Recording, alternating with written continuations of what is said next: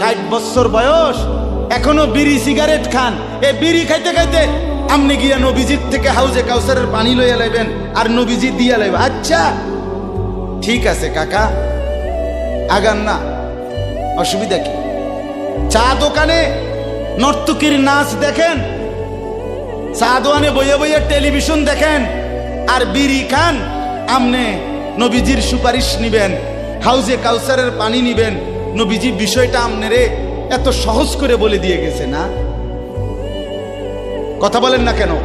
নবীজি এ কথা বলছে, উম্মত চুরি ডাকাতি জিনা ব্যভিচার মদ জুয়া নাচ গান টেলিভিশন নাটক সিনেমা বিড়ি সিগারেট তুমি সব করতে থাকো, তোমার জিডা মনে কয়টা করো, হাসরের ময়দানে শুধু আমার দ্বারে আইও, আমি বেহেশতে পাঠাই দিমু। এটাই তো সুপারিশ না? তো আমনে ঘটনা কি, কাহিনীটা কি তাই?